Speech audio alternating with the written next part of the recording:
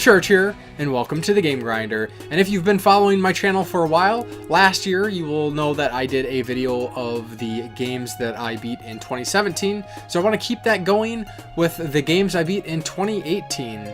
Now, why am I doing this? Well, years prior, I was able to do a lot more game reviews of the games that I played, and I very much like talking about the games that I've played. You never know, might be able to sell somebody on a great game, but I digress. So, in 2018, I beat 44 games, which is almost double what I beat last year, and I had previously gotten comments on my last video that I should make it shorter. Well, unfortunately, I can't necessarily do that, but that's why I'm splitting this up into two parts, because I'd imagine otherwise this is going to be a long video. So basically, what I'm going to do is I'm going to talk about these games briefly, so let's get to it then. So if you watched the games I beat in 2017 video, you would know that I finished off stating that I was currently playing through Bloodborne, and that was the first game that I finished in 2018. And what a game. Fun fact, the first videos I ever actually did on my channel were right after the release of Bloodborne.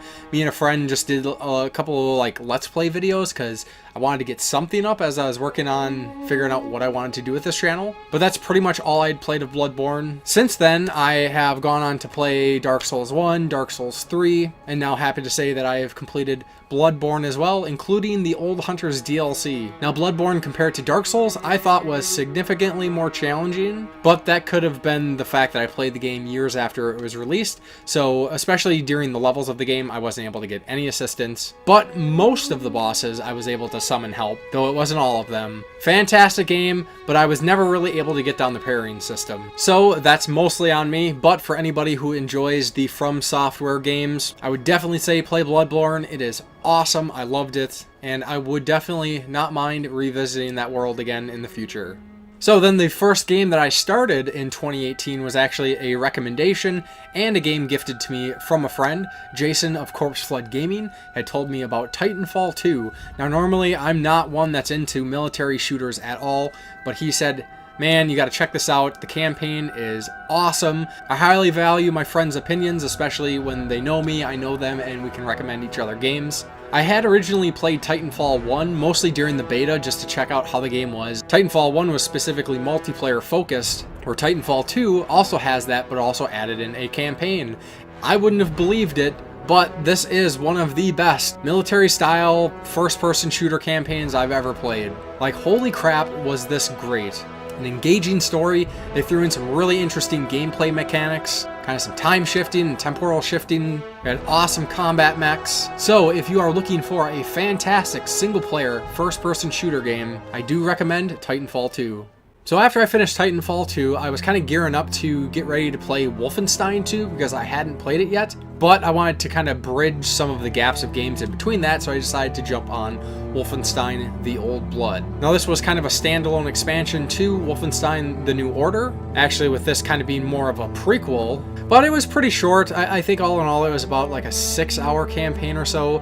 I thought it was pretty straightforward, you know, no frills really, mostly killing Nazis.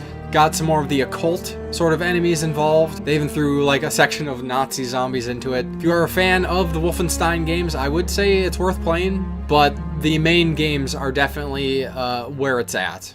So if any of you know me, you know that I do kind of neglect my retro games. I have a massive backlog, which I do try to chip away at when I can, but I tend to try to keep up at least with the modern games as they're being released and then squeeze in retro stuff when I can. So this was one of those opportunities where I was like, hey, I'm gonna grab a game from my backlog, something that I'd never played before at all. And this was actually a reproduction game that I got from a friend.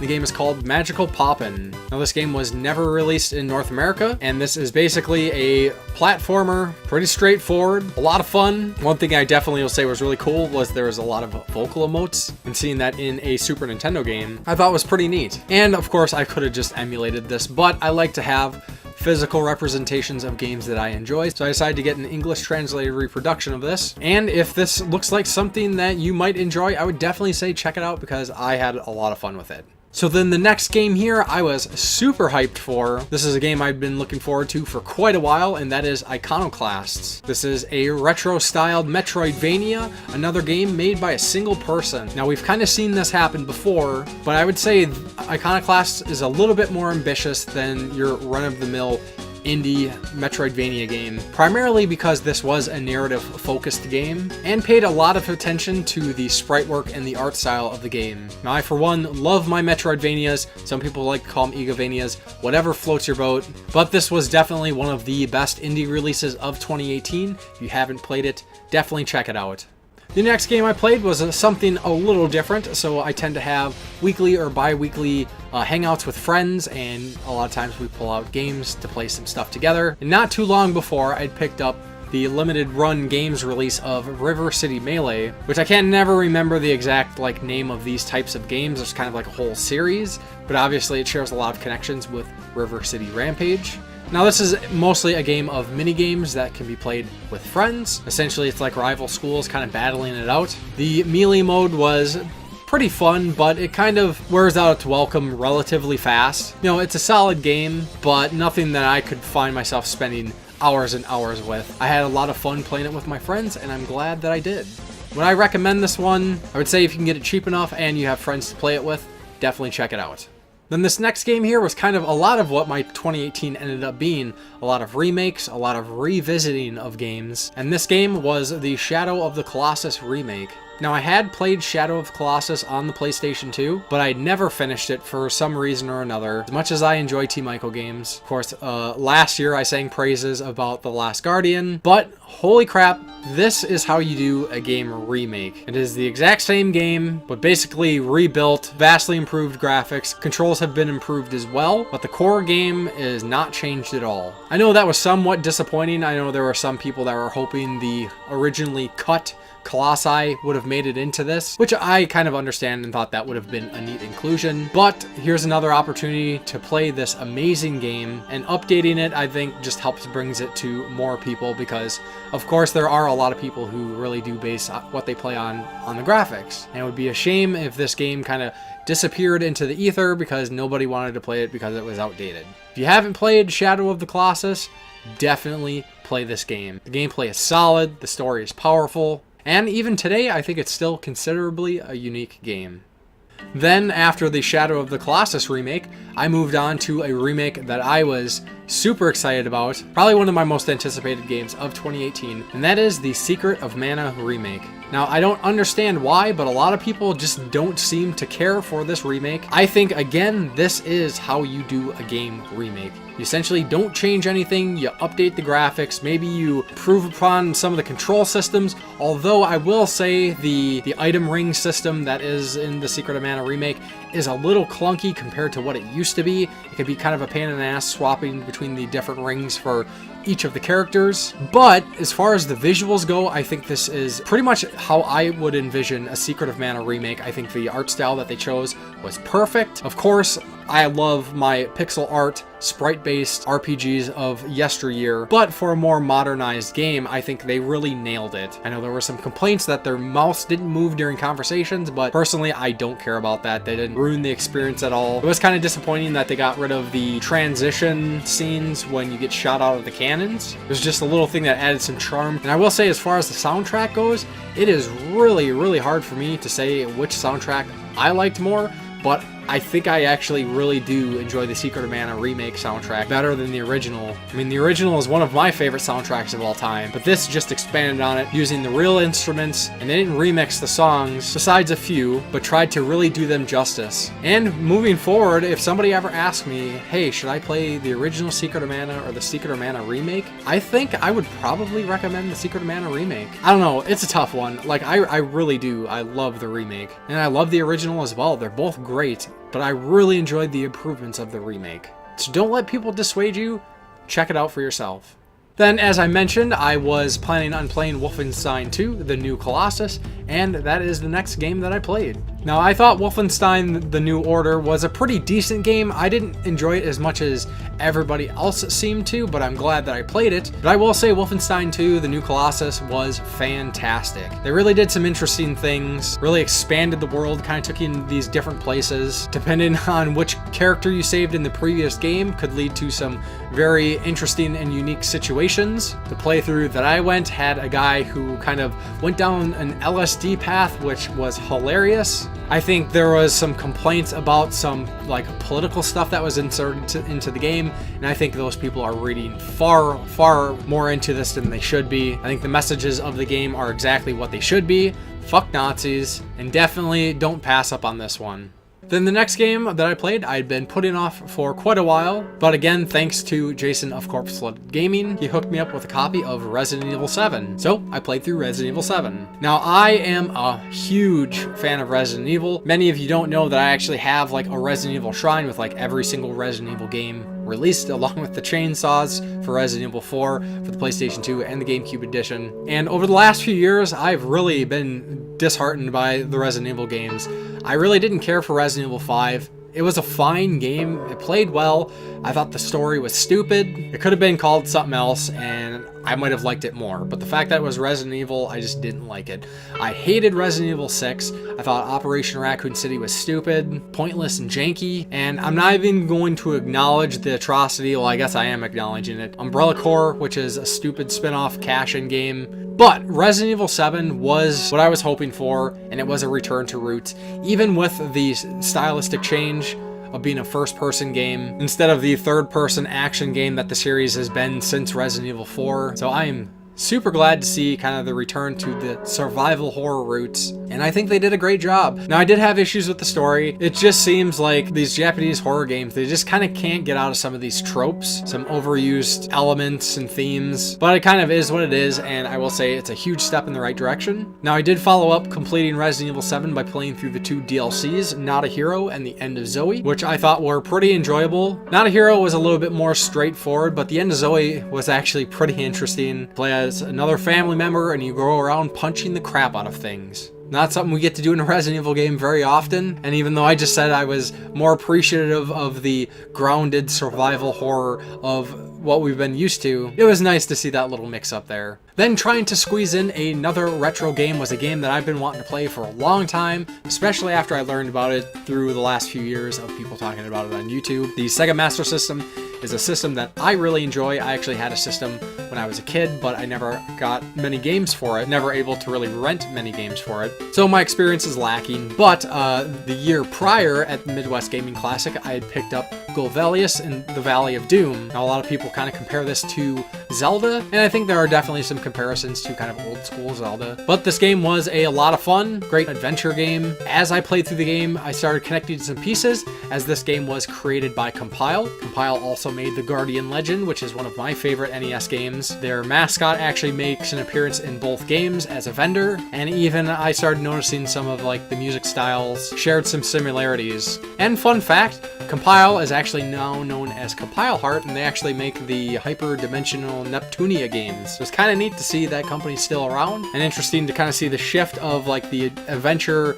shoot-'em-up style games to now kind of these fan service RPG games. But I will say, if you haven't played Golvelius, definitely must-play game for the Sega Master System. Then the next game that I played was actually a game that I have played before. The Cartridge Club was playing The Last of Us as its game of the month, and I'd previously played The Last of Us twice, but I'd never played the remaster, and actually picked up the remaster when I originally bought my PlayStation 4. So I was like, hey, about time I get to checking out the remaster. Honestly, I didn't notice much of a difference graphically. I know the game still looks fantastic on the PlayStation 3, but it looked awesome on the PlayStation 4. I absolutely love that game. It is my favorite PlayStation 3 game, one of the best games I've ever played. Just as good this third time as it was the first 2 times I played it. And this time as well, I also played the Left Behind DLC, which I'd never played before. A lot of times when DLC comes out after I stop playing a game, I just don't go back to replay the DLC. So it's great when I do play a game, DLC is available, so I just play through it. And it's a great intro side story to Ellie, kind of introduces kind of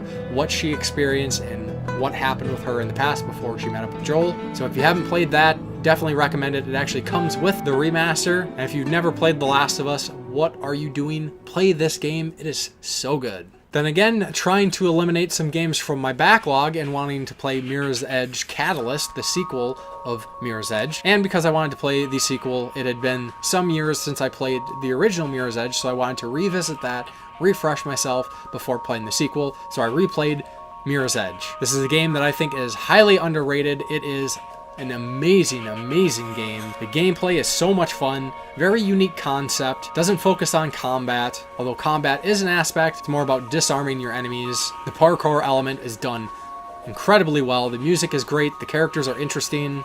It's a shame this game just didn't get the attention it deserved. Now, unfortunately, I can't say the same thing with Mirror's Edge Catalyst. Now, at the core, there's a great game here. The straightforward story campaign itself, I thought was pretty good. But what happens when EA gets their hands on a game is exactly what happened with Mirror's Edge Catalyst. EA won't release a game without a multiplayer component. Mirror's Edge is a game that does not need multiplayer. So they tacked in all these challenges, these races, these time attack things that really just detracted from the game. They were pointless, repetitive, and frustrating, and detracted from the overall experience. After getting annoyed with some of those, I decided to just focus on the game and play through it and screw all that extra stuff. And in the end, I did enjoy it. But unfortunately, as it goes, EA is a killer of studios and game franchises, so I doubt we'll see another Mirror's Edge game. And that's a shame, because there are great games with a lot of passion behind them. But companies like EA need to just let a game be what it is and not try to make it something else. And it is so frustrating, but it is what it is. Then the next game I played was actually a DLC release, and that was the Costume Pack DLC for Shantae Half Genie Hero. This was another stretch goal that WayForward was going to release, and though it's been about a year and some months between the game's release and the release of the Costume Pack DLC, I am happy to say that it is a great DLC pack. So essentially what it is you're just replaying the game, though they do kind of change up some of the story elements to justify Shantae running around in like a swimsuit or as a ninja or the officer mode. It was fun because it mixed up the gameplay, especially the officer mode. If nothing else, if you enjoyed Shantae Half Genie Hero, definitely play the officer mode. It is a lot of fun. It really mixes up the gameplay. It actually adds in the Mighty Switch Force game style into Shantae. I'm not entirely familiar with the music, but I'm pretty sure all the music that was used in the officer mode was music for Mighty Switch Force, which was great. More excellent Jake Kaufman music. But I had a ton of fun playing through these, and absolutely, of course, I recommend the Shantae Half Genie Hero Costume Pack DLC. So then the next game was another one of my most anticipated games of 2018. Pretty much when I'd seen this trailer previous years, I think it was E3 or PSX, I was instantly sold. I thought it looked amazing, and that is God of War, or God of War 4, or God of War 2018, whatever you want to call it. Now, I wasn't a big God of War fan leading up to this game. I'd originally played the first God of War game. I started the second, kind of got sidetracked and never finished it. Never played any other games, although I did watch trailers and reviews and kind of knew the lore of the series up to that point. So I wasn't missing out on a ton, but just the shift in kind of the basic gameplay presentation from the kind of hack and slash beat 'em up style that the God of War games were to this style, which is more the third person kind of, people call them dad sims, much like The Last of Us, was a huge step in the right direction, I think. I mean, at this point, everybody's pretty much heard the praises this game got.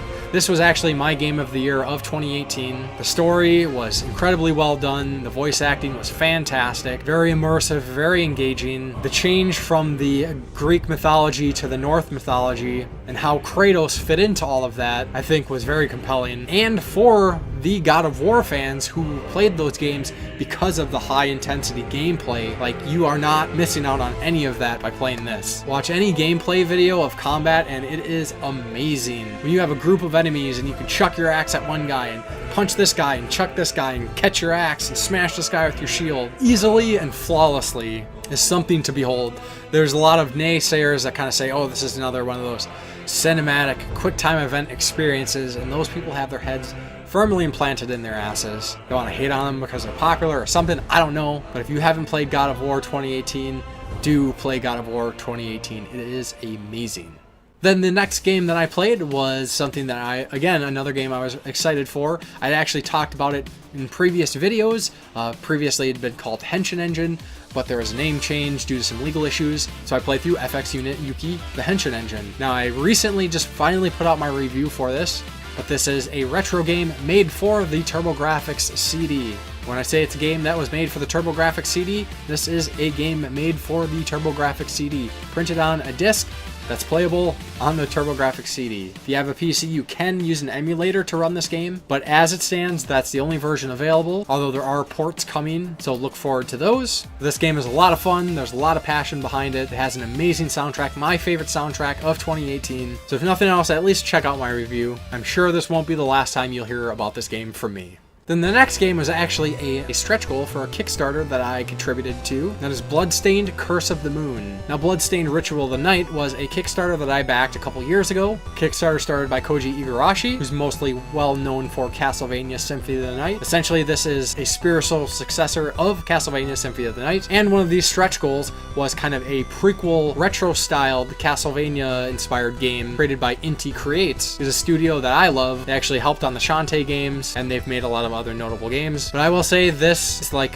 small scale retro Castlevania themed game is amazing. I would almost go as far as saying it rivals Castlevania 3. But I think much like something like FX Unit Yuki, where now so much time has passed and these developers understand kind of the systems a little bit more and they can do a little bit more with some of the graphics and presentation, I think is really what kind of elevates Bloodstained Curse of the Moon. Now, I know it's not fair to compare it design-wise and mechanically to Dracula's Curse because it doesn't have the same limitations Castlevania 3 did, but I will say if you enjoyed the original Castlevania games, definitely play Bloodstained Curse of the Moon. And I would say check out Ritual of the Night as well. I'm excited, and that's why I backed it. Then the next game I played is another remaster in 2018, and that is Dragon's Crown Pro. This was the last new game to be released by Vanillaware, the same studio that brought us Odin Sphere, Muramasa, Grim Grimoire, and hopefully someday they'll port Princess Crown, which was a game that we hadn't gotten. And they are currently working on a new game that I can't seem to remember the name at this exact moment, like Sentinels 13 or something like that. But Dragon's Crown Pro is essentially a RPG-styled kind of beat-em-up game with that famous Vanillaware art style. There's a lot of replayability to this game, a lot of neat builds you can do with thanks to the diverse characters. It's sad that I hadn't played the original Dragon's Crown, but I am glad to say that I have finally played Dragon's Crown. It's great. It really is. I love Vanillaware.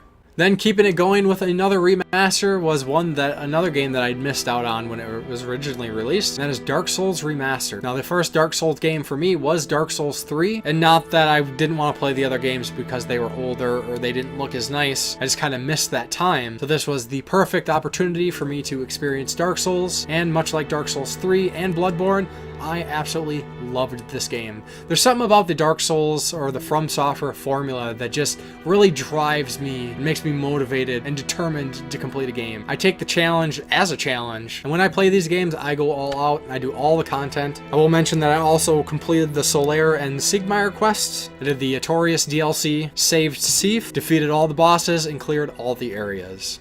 Then the next release here was one of the more divisive releases of 2018. This is a small-scale indie game that was released called Agony. Now, when I originally saw the trailers, I thought this looked pretty neat.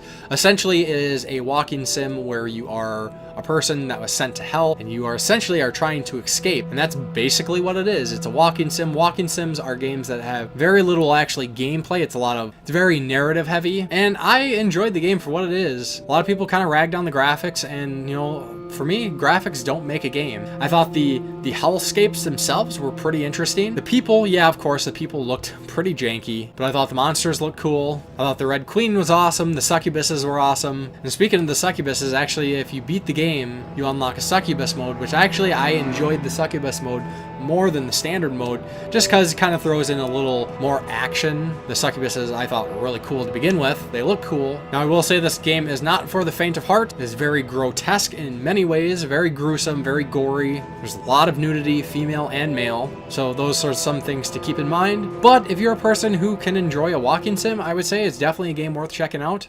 So then the last game that we're going to talk about in this video was another Cartridge Club Game of the Month game, a game that was in my backlog for a while, so I was like, hey, another great opportunity to play this game, and that is Axiom Verge. Now, this was the second game that I played this year that is an indie-styled Metroidvania game made by a single person. This one a lot more similar to Metroid and Super Metroid. Lots of very obvious inspirations, but definitely its own thing. I really love the style of this game. Lots of H.R. Geiger influences, and the soundtrack is awesome. It's pulsing, pounding, dark and gloomy, fits the experience perfectly. If you like games like Metroid or Super Metroid, or you just like Metroidvanias, do not pass up Axiom Verge. So that is the first 22 games that I completed in 2018. I would love to hear your thoughts on some of these games. Which ones have you played? Which ones are you looking forward to? Which ones will you definitely be avoiding? Because I know some of these are debatable. So I hope you enjoy this and you will check out part 2. That will be coming up in a couple weeks. I thought the first half of 2018 for me was a very, very excellent time in gaming. And the second half of 2018 stays just as awesome. So again, let me know your thoughts. Stick around for part 2. Thank you for watching, and I will talk to you next time on the Game Grinder.